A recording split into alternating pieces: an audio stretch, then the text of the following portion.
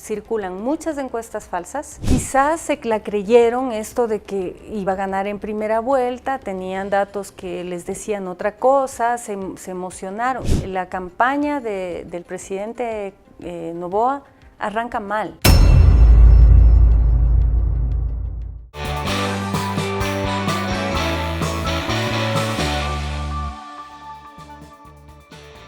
¿Qué papel han desempeñado las encuestas electorales que se corrieron previo al desarrollo de esta primera vuelta del 9 de febrero, en donde se determinaban algunos resultados que realmente propiciaban de pronto el que el candidato presidente Daniel Noboa podía estar ganando la presidencia en una sola vuelta? Situación que no se reflejó y que en los resultados pues han resultado totalmente distorsionados de acuerdo al punto de vista de algunos analistas y desde lo que se dijo, desde que ganaban con 10 puntos de diferencia, esto pues prácticamente no ha sido una realidad y más bien vemos que hay una votación que prácticamente se constituye en un empate técnico, el que tiene el presidente Daniel Noboa conjuntamente con la candidata de la Revolución, Luisa González. Es el tema que lo vamos a abordar con la doctora Tatiana Larrea, importante consultora en materia político-electoral, con quien vamos a analizar este tema. No olviden ustedes que estamos en las plataformas de Global Opinion, en nuestro canal de YouTube. Nos ayuda mucho suscribiéndose al canal, igualmente los likes y los comentarios son importantes para desarrollar el contexto mismo de este tipo de entrevistas. En nuestras redes sociales, en Facebook, en X, antes Twitter, en Instagram y también en TikTok, usted va a encontrar una serie de productos de comunicación y sobre todo resúmenes informativos de la coyuntura noticiosa en el ámbito nacional e internacional. Así que también ayúdennos allá con las redes sociales, va a encontrar toda esa coyuntura del momento, de lo que ocurre en el país y a nivel internacional en las redes sociales de Global Opinion. El programa llega gracias al apoyo de Thunder Mammoth. Más fuerte, más versátil, más eficiente. Gracias, doctora Tatiana, por estar en la programación. Gracias, Osvaldo. ¿Qué pasó en este tema de las encuestas? Vea que se ha marcado esta situación como una equivocación total, absoluta, de lado y lado. De lado y lado, tanto de ADN, tanto de la Revolución, que se decía ganaban en primera vuelta y sucedió lo que ya tenemos en este momento, una polarización y prácticamente un empate técnico. ¿Qué pasó con las encuestas? Bueno, esa es la pregunta que nos hacemos cada vez que hay un proceso electoral, porque creo que todavía no se aprende, la gente no entiende, los medios tampoco entienden cómo funciona esto y las campañas tampoco, Osvaldo. Las encuestas y la investigación electoral sirven para trabajar el diseño estratégico de una campaña, para monitorear el comportamiento del electorado y para entender al electorado. Para eso sirve la investigación, no para estar adivinando. El problema es que como resulta tan atractivo este don de adivinar, siempre que nos llaman a las personas que hacemos investigación nos preguntan quién va a ganar. No, nunca lo sabemos, nunca se sabe quién va a ganar y con cuánto exactamente. Pero se marcan tendencias. Tendencias, sí. Se puede más o menos perfilar, claro. Hay una posibilidad de que gane. Ajá, se perfilan escenarios. Exactamente. Probabilidades. Ahora, ¿qué es lo que ha pasado ahora en el Ecuador? Pasa que hay demasiadas, a través de las redes sociales se trafican datos, se trafican captures de supuestas encuestas que van circulando y la gente consume sin ni siquiera saber si son reales, a quién pertenecen, cómo se hicieron. Entonces genera mucho ruido, muchísimo ruido. Y eso es lo que también lleva a la confusión. Entonces, además, tomemos en cuenta que en el Ecuador hay una normativa que 10 días antes de las elecciones no se puede publicar encuestas. Por lo tanto, la mayoría de la población se queda con la última publicación de las encuestas serias, digamos, no las fantasma. Se quedan con esa imagen y luego pasan 10 días, hay otro resultado y dicen, no, todas fallaron, porque claro, pasaron 10 días, ¿no?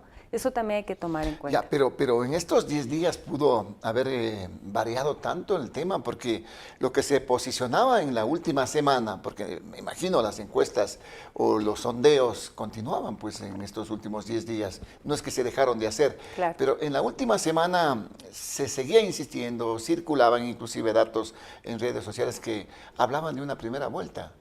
Sí.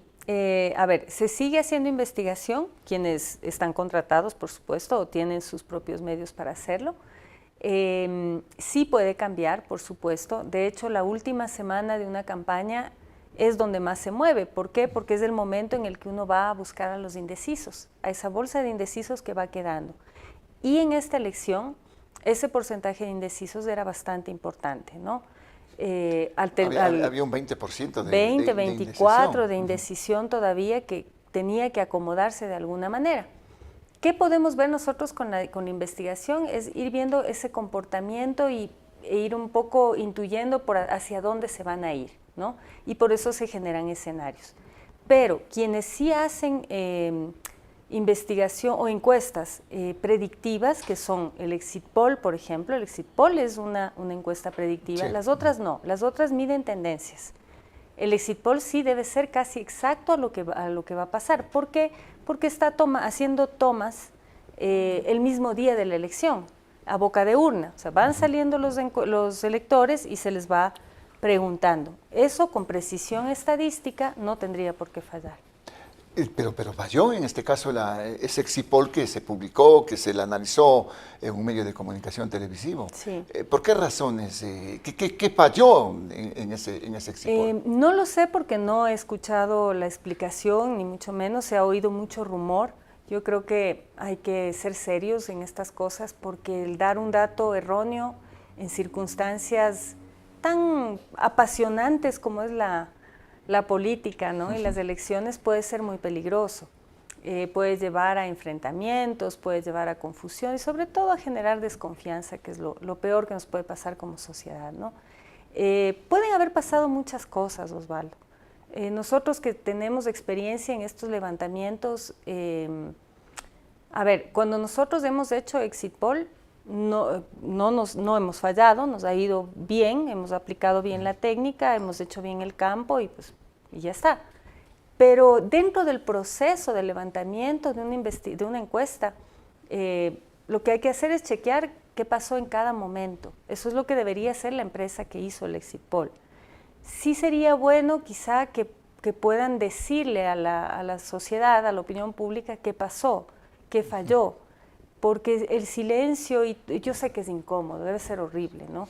Pero el silencio también crea más incertidumbre, más desconfianza. Claro, pero de pronto se trató de una estrategia, el tratar de posicionar un tipo de resultados y de información como la que se tenía, porque había mucha lucubración, desde luego, pero el salir en un medio nacional digamos, a argumentar y también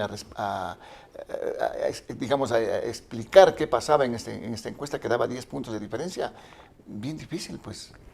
O sea, si no existió el dato y se dio un dato, eso es gravísimo, eso es inadmisible. Yo prefiero pensar que no, preferiría pensar que hubo un error de quien aplicó el Exit Poll y ya estuvo, ¿no? Lo otro sería muy grave, Osvaldo. Usted Sería me decía terrible. que esto lo conoce el Consejo Nacional Electoral. Claro. Todas las encuestas, los Exit Poll, conteos rápidos, no sé qué se puedan hacer, los conoce el Consejo. Entonces, el Consejo sí conocía de esta encuesta. Tiene que haber conocido, porque el Del Exit Poll. procedimiento, sí, el procedimiento, pues las encuestadoras lo que hacemos es registrarnos en el CNE. El CNE tiene un proceso muy riguroso de registro y uno tiene que hacer 2 registros, Osvaldo. Un registro para hacer encuestas en la campaña, publicar encuestas durante la campaña. Para eso uno tiene que entregar un montón de documentación. Le dan el registro y usted puede publicar. O sea, yo puedo venir acá y decirle, mis datos son estos, dentro del periodo permitido. Y cuando yo publico un dato, tengo que enviar al CNE un boletín, un informe de lo que hice y por qué digo ese dato. Eso durante la campaña. El Exit Poll tiene otro registro, que es mucho más riguroso o igual de riguroso, pero con distintos parámetros técnicos.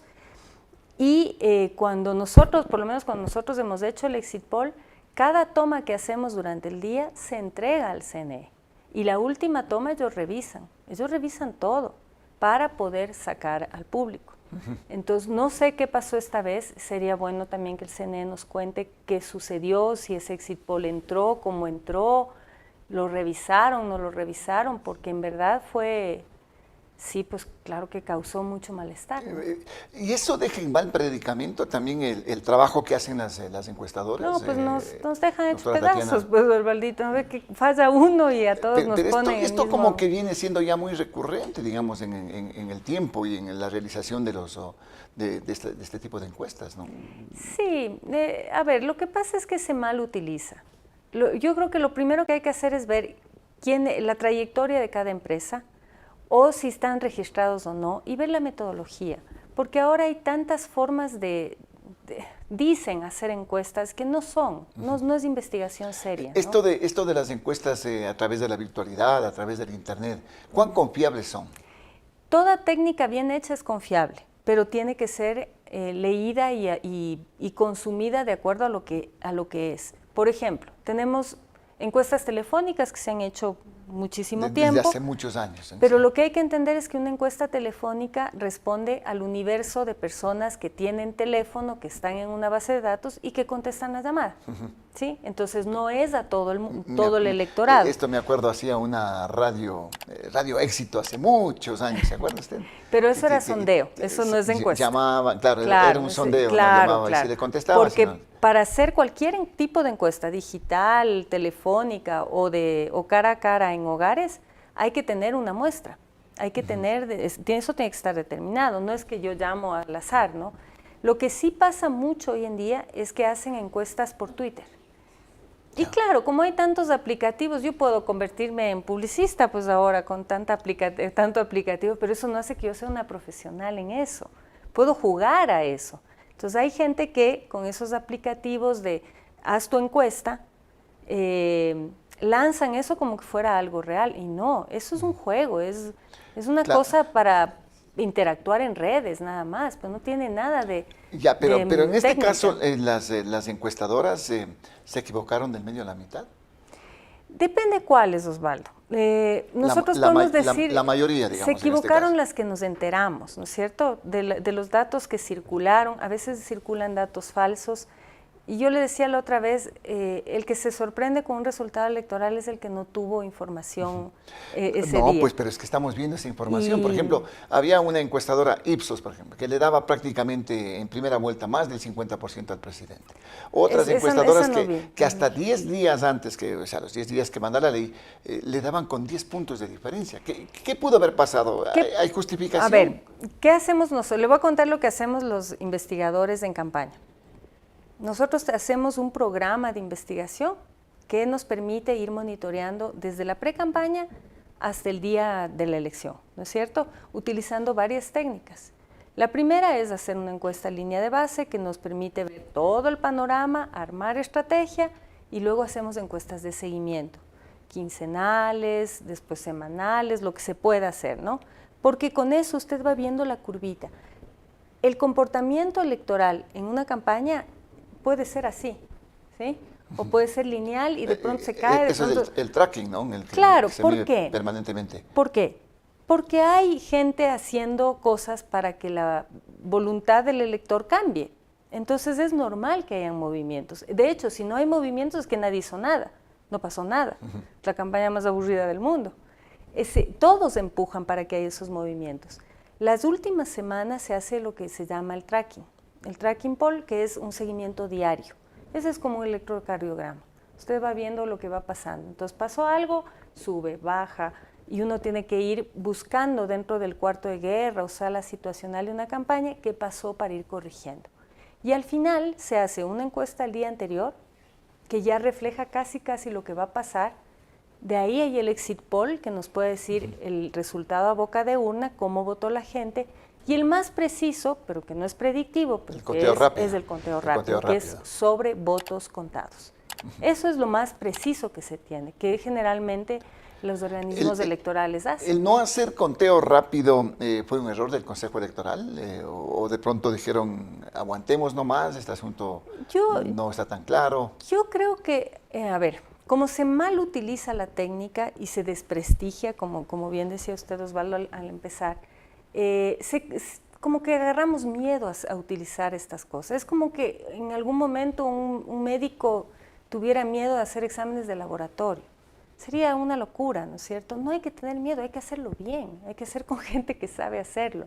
El conteo rápido lo que nos permite es tener, uno, un resultado más rápido, provisional, previo al conteo final, y dos, tener transparencia y tener una herramienta que genera tranquilidad a los actores políticos, que están todos tensos, pues obvio, todos están doctora nerviosos. Tatiana, pero de lo que se evidenció, ¿no? Ahora están priorizadas todas las encuestas, ¿no? Ya la gente ya no cree en las encuestas prácticamente. Es lamentable. Por lo que se ha reflejado en estos últimos procesos. Y no que no hay que creer. Y no solamente además, aquí en el país, pues, doctora Tatiana, sino también, vea lo que pasó en Estados Unidos, ¿no? Con las predicciones que había, empate técnico entre Trump y Kamala, y finalmente Trump resultó avasallador con su votación. Lo que pasa es que en Estados Unidos la cosa es distinta. Las encuestas, a ver, por el sistema electoral de los Estados Unidos no se puede medir igual que acá. Allá es cuando miden las encuestas la voluntad popular,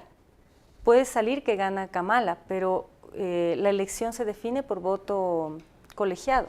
Entonces, no importa, usted puede ganar en el voto electoral, pero no gana la elección. Electores, ¿no? Exacto, son los electores los porque son colegios electorales. Entonces es distinto, ahí siempre va a haber una distorsión. Y cuando, a ver, el desprestigio de las encuestas son, primero, circulan muchas encuestas falsas, las campañas malutilizan el nombre de las encuestas para generar ficciones, para decir estoy ganando, voy a ganar en primera vuelta. Hubo un momento en esta campaña que las dos candidaturas finalistas decían que ganaban en primera. Entonces uno decía, ¿y ahora cómo van a hacer eso, no? ¿Por qué? Porque creen a veces desde las campañas o sus aficionados que decir voy ganando va a hacer que todos voten por mí. Al caballo ganador, pues. Y eso puede ser o no puede ser, ¿no? La gente se va con el caballo ganador. Pero en ese aspecto, ¿las encuestas están trabajando seriamente, doctora, desde su punto de vista? Yo puedo dar fe de mi trabajo, del trabajo que nosotros hacemos. Nosotros no hemos dejado de trabajar como hemos trabajado siempre, no hemos tenido esas patinadas terribles, no caemos de ninguna manera en acciones antiéticas que dañen nuestro nombre y nuestro trabajo. Nosotros vivimos de esto. Entonces yo puedo dar fe de lo que yo hago, puedo dar fe de algunos colegas que hacen su trabajo seriamente, ¿no? Ya, pero vean que dentro de la opinión pública y de los propios ciudadanos es que las encuestas se venden. Es que ese es el problema, es el desprestigio. Le emiten el dato, la información, de pronto, no la encuesta verdadera, pero sí los resultados para distorsionar en la opinión pública y tratar de que el ciudadano se vaya con lo que decíamos, con el que va a ganar supuestamente la elección. Lo cual es un error, porque no siempre sucede. Pero ¿hay o no hay este tema? Yo no le podría decir a quién le pagan para cambiar un dato. Nosotros no lo hacemos. No nos lo han dicho tampoco, porque no lo admitiríamos. Pero sí pasa, y le voy a contar una anécdota, hubo una campaña en la que me llama un colega consultor y me dice, Tati, ustedes hicieron encuesta no me acuerdo si era en Los Ríos. Le digo, no he hecho encuesta en Los Ríos desde hace algún tiempo. Me dice, ¿hiciste la semana anterior una encuesta en Los Ríos? No, la verdad no. Me dice, pero es que andan circulando un dato tuyo, de tu empresa. Digo, pero yo no he hecho. Dice, pero es que además lo están vendiendo. Digo, ¿cómo lo están vendiendo? Sí, dicen, a ver, aquí tenemos de perfiles de opinión, del CIES, de CEDATOS, cada una cuesta $500. Eran falsas, Osvaldo. Y eso sucede. Entonces consultor le decía a su cliente, oiga, eso es falso, no lo han hecho, están usando el nombre. Entonces, ¿qué es lo que uno hace? Cuando encuentra eso, tiene que avisar, es falso, yo no he hecho esta encuesta, no es mi exit poll, nos ha pasado a todos.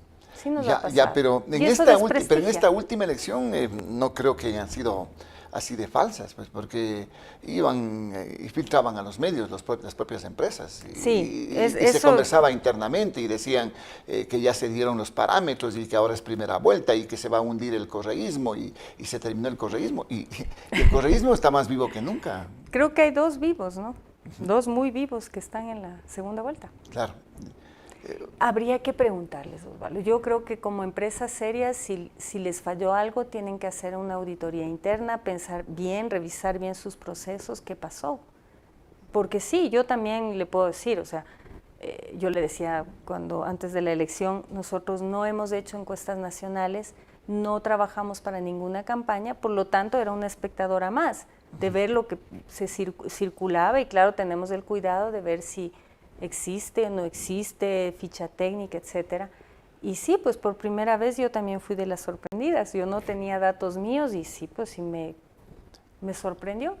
El resultado, con los datos. Me sorprendió la distorsión entre algunas válidos. encuestas y el resultado, claro que sí. Porque de pronto se esperaba la primera vuelta. Se decía, ¿no? Se decía, del comportamiento que nosotros habíamos visto en las pocas provincias que pudimos medir, no le puedo decir que iba a haber, pero se acuerda que yo le dije, existe la probabilidad de que haya un triunfo en primera vuelta de Noboa, pero no se dio, no lo sé, yo no tengo encuestas de la última semana, he revisado de algunas encuestadoras que trabajaron para campañas y sí hay movimientos, ¿no? Sí hay unos movimientos ahí que habría que revisarlos. ¿Cuánto podrían haber habido irregularidades en esta votación, en estas elecciones, como denunció el presidente de la República? Yo creo que que ha habido gente que les amenazaba, que los delincuentes amenazaban, los grupos delincuenciales presionaron para que voten las provincias que están vinculadas, como decía también un periodista, vinculadas con el narcotráfico. Guayas, Manabí y Esmeraldas tienen esa vinculación y ahí gana prácticamente la candidata del correísmo. ¿Cuánto abona este tema? O sea, yo creo certero? Primero que decir que hay provincias que están vinculadas con el crimen organizado y que tienen una tendencia política es por demás grosero y aventurado.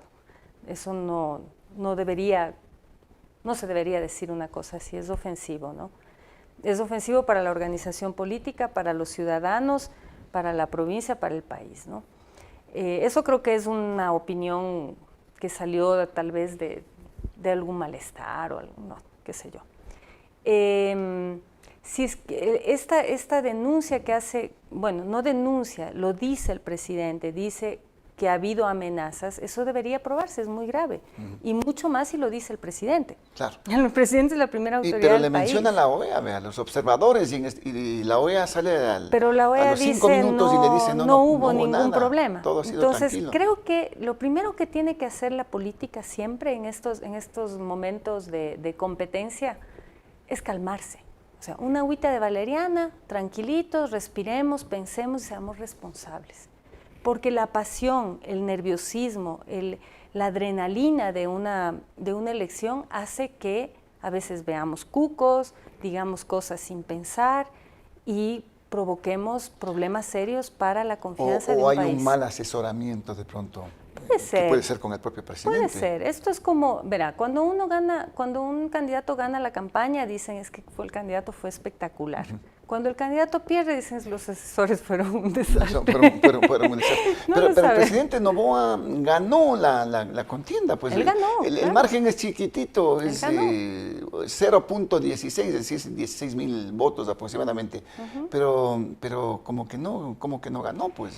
Porque quizás se la creyeron esto de que iba a ganar en primera vuelta, tenían datos que les decían otra cosa, se emocionaron. No es la primera vez que pasa. Acuérdese, Osvaldo, hay 2 elecciones anteriores que también decían ganan en primera vuelta, no ganaron y salían derrotados, ganando la primera vuelta. Son cosas que pasan en las campañas que no deberían ser, que cuando uno está en una campaña lo primero que les dicen es no irán a decir que van a ganar en primera vuelta, porque caen en la tentación del caballo ganador. ¿Por qué se posicionó este tema en la última semana? Todo el mundo hablaba, influencers, periodistas, medios de comunicación, todo el mundo hablaba de primera vuelta. Supongo que fue un lineamiento de la campaña y yo creo que es errado. Yo siempre creo que es equivocado generar sobreexpectativas para luego uno mismo sentirse perdedor. No tiene sentido. Compitan, hagan la cosa, hablen con la gente. A ver, subestiman al electorado, Osvaldo. Lo subestiman siempre, aquí y en todo lado. Yo he hecho campañas en muchos países de Latinoamérica y siempre caen en subestimar al elector. O sea, ¿por qué votarían si es que yo les digo yo voy ganando? ¿Por qué? Así no funciona así el voto. El voto se incentiva por un montón de otros factores. Entonces, a veces por subestimar, creen que la gente, ay, sí, qué lindo, es novelera y se va con el ganador. No, de pronto el decir yo voy a ganar en primera vuelta puede causar temor. Y quizás eso deberían investigar, así como el postelectoral, que es como la autopsia de lo que pasó, claro, que solemos hacer. Quizás una hipótesis es que el presidente candidato dijo, voy a ganar en primera vuelta, y eso asustó a un segmento que dijo, no mucho, ¿no? O sea, que gane, pero no con tanto margen, no con... Sería bueno un balotaje, una segunda vuelta. Exacto, o sea, averigüen qué pasó. Cuando uno hace ese tipo de campañas, suele salir al revés. ¿Le salió al revés entonces el tema al gobierno? No lo sé, tendrían que investigar, tendrían que verlo. Pero por los resultados, pues. No, pero tendrían que investigar luego, o sea, se reúne a la gente, se hace un grupo focal, se hace una encuesta y se averigua qué pasó, cómo votaron, por qué dejaron de votar. Con este tema de los resultados, cada campaña tiene que hacer sus ajustes, tiene que ver en dónde estuvieron bien, qué fue lo que pasó, por qué estuvieron mal, qué tuvieron estos resultados. Lo que está haciendo el gobierno en este momento, porque ya estamos en una campaña, en la segunda vuelta, ¿es lo mejor, doctora Tatiana? La reacción del presidente, decir, hubieron irregularidades, hubieron cosas, obligaron a votar en base al miedo, y luego hay una reestructuración de su gabinete en este momento. ¿Va por un buen camino este análisis de la campaña? Yo creo que no. Yo creo que, a ver, haciendo un análisis de cómo arrancan las dos campañas finalistas, yo creería que la campaña del presidente Noboa arranca mal desde el domingo, desde ese día en el que no festeja, en el que en lugar de alegrarse de ganar, porque pasaron a la segunda vuelta y primeros, se deprimen, y eso se nota mucho. Después hay voces cercanas a esa candidatura que empiezan a decir barbaridades, y eso va empañando, sobre todo porque no se le permite a su hinchada festejar, porque si no sale el candidato a festejar con ellos, pues nadie festeja, entonces quedan... Ese fue un error del presidente, no haber ido. Ese es un error gravísimo que es común en las campañas. Uno al candidato o candidata se le prepara para asumir la derrota o la pérdida. Perdón, la derrota o el triunfo. Derrota, pérdida o triunfo. Entonces hay que prepararse para eso, porque no es fácil. A veces ganando uno aparece como perdedor. Creo que la campaña de la Revolución Ciudadana aprovecha bien, parte bien desde el mismo día domingo, en el que el primer discurso de la candidata, primero muy festiva, a pesar de no estar primera, pero asume el rol de somos triunfadores. Pero ¿cómo no va a festejar si rompió el techo? Pues sí, pero podía decir, ay, entré segunda, acaba de ¿no? sumar 10 puntos, prácticamente. Bueno, pero a ver, los dos, pues que para mí los dos tenían la oportunidad de decir yo gané, porque el presidente Noboa en un año logra la mitad del electorado. Claro. Es impresionante. Exactamente. Entonces los dos son ganadores. La una asume el triunfo y da un discurso conciliador ya enfocado hacia la segunda vuelta, mientras el otro candidato que va primero se queda desmoronado. O sea, Noboa gana pero pierde. Claro. Eso es lo que dejan entrever. Pierden la percepción, que es fundamental en el arranque. En el arranque es súper importante cómo entra uno a la segunda vuelta. ¿Entra fuerte o entra desbaratado? Endeble, ¿no? Claro, deprimido. Sin saber qué pasó. Hay que entrar contentos. Entra medio cao. Claro. Y después de este tema del cambio de gabinete y demás, que no conozco las razones por las que las hace, y que tiene todo el derecho de hacerlo, por supuesto.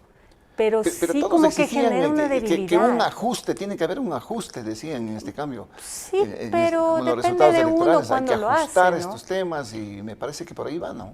Pero ajustar, yo pregunto a las dos campañas, ¿ajustar qué si les fue bien? A las dos campañas les fue tan bien que ocuparon el 80%, 88% del electorado. Es una cosa inédita. O sea, es una segunda vuelta en primera vuelta que no habíamos visto antes. Los dos están súper bien.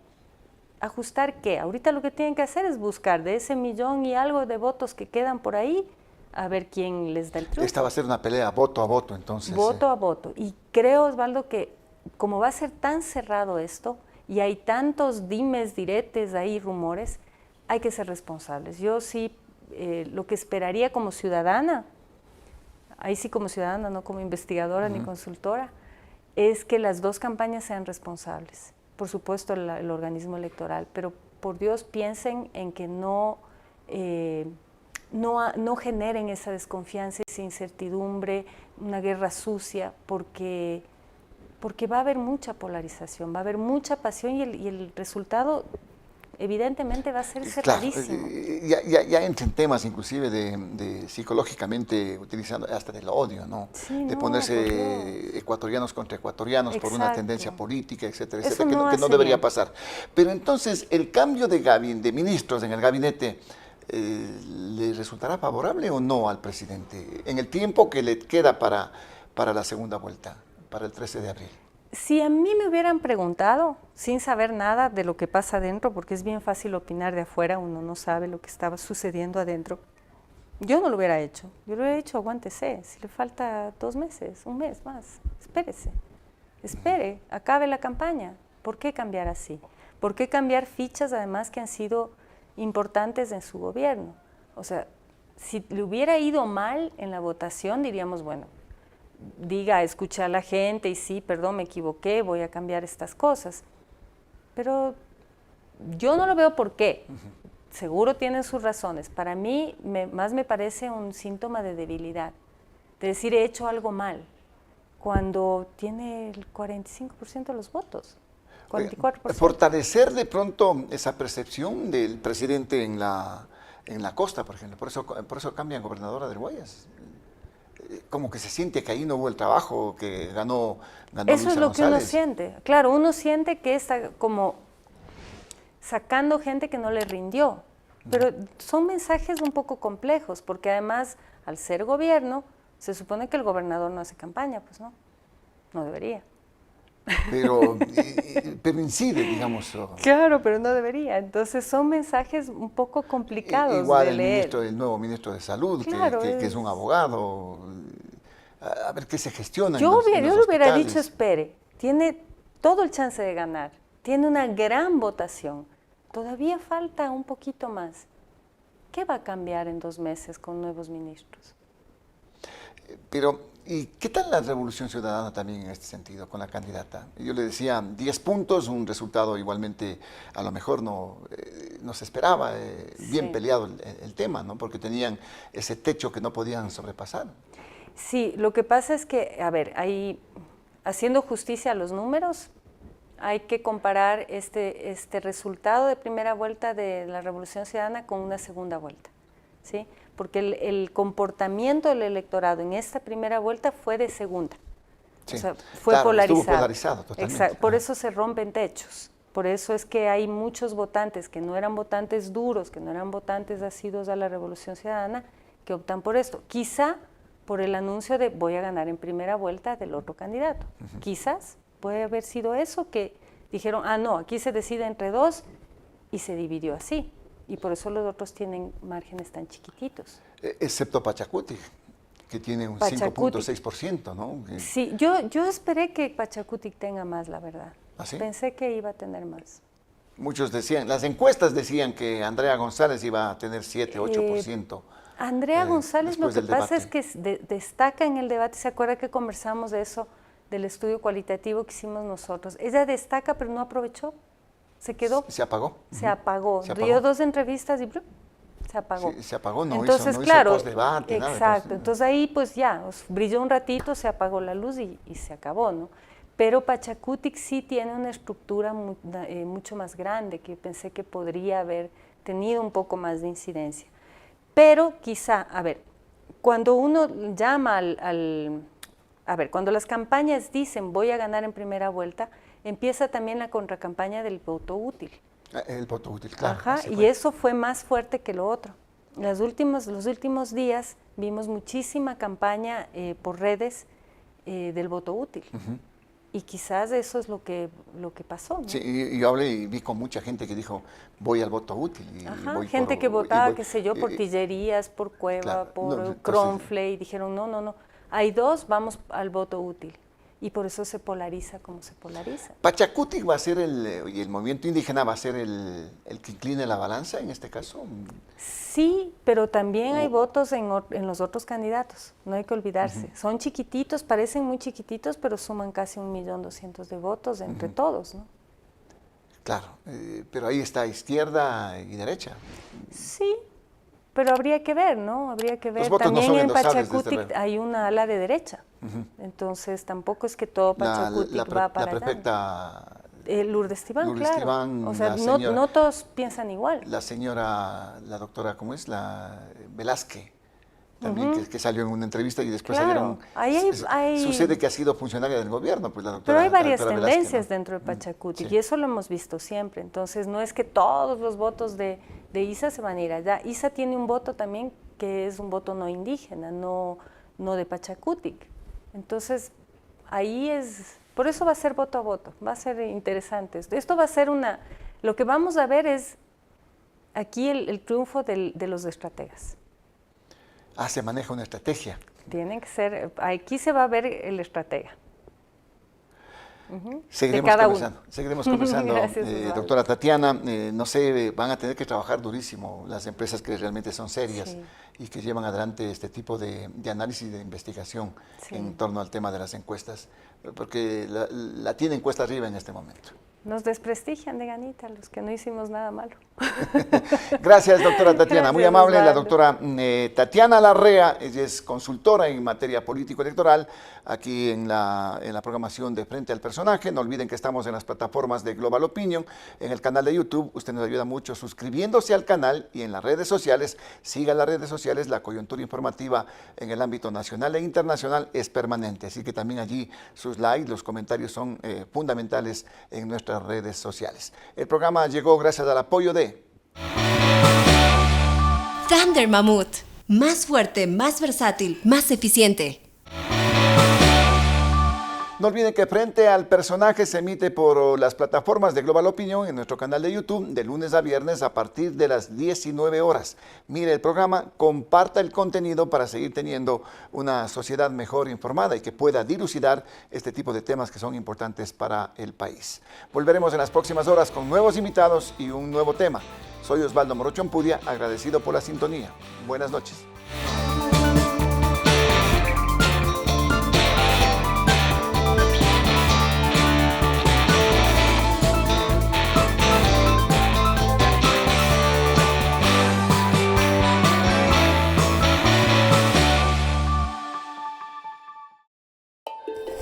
Él es Baltasar Ushka, el último hielero. Esta es la Thunder Mammoth M2, el primer motocarro de carga. ¿En qué se parecen estos dos personajes del Andes ecuatoriano? Que nacieron para ser los fuertes del trabajo pesado. Una potente herramienta de trabajo con amplio espacio de carga. Thunder Mammoth M2. Fabricados para durar, diseñados para ahorrar.